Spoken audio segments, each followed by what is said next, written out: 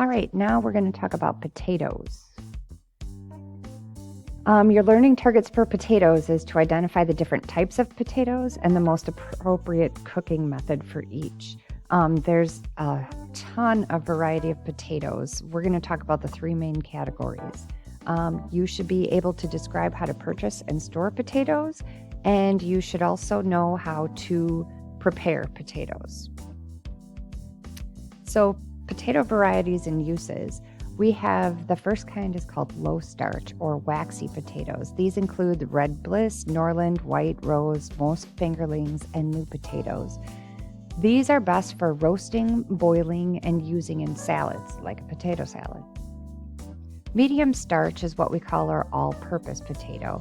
Yukon Golds, Yellow, Katahdin, and Kennebec. They can be used for just about anything, hence the term all-purpose. And then we have our high-starch potatoes.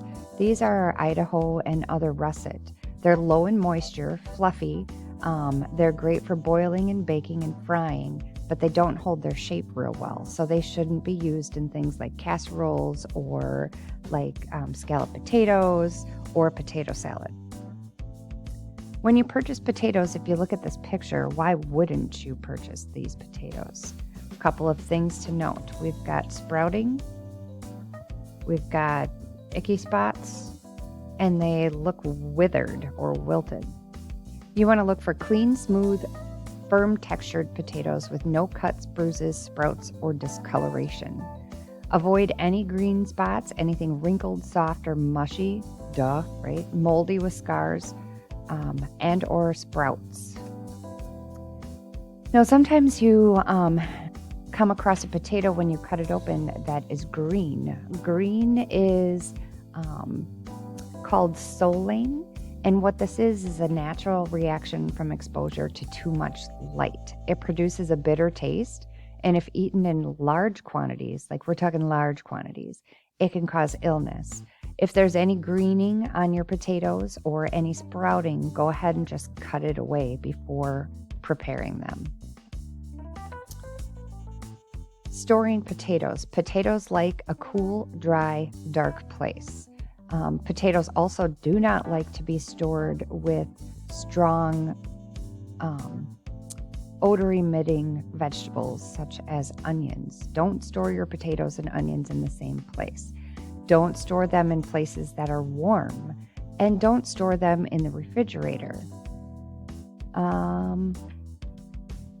So going back to potatoes, can you identify the different types of potatoes? What were they? High starch, medium starch, low starch. How to purchase and store potatoes, and how to prepare potatoes and identify basic preparation techniques.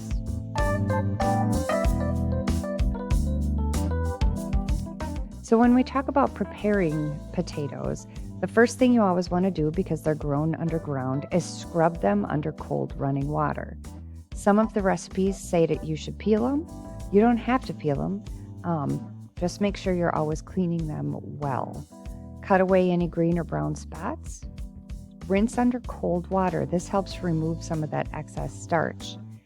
And remember, consistency when you're cutting or chopping or slicing is important for even cooking. So if you're cutting them into cubes, all the cubes should be the same size roughly. If you're slicing them, the slices should be the same size or the same width. There's two types of cooking methods.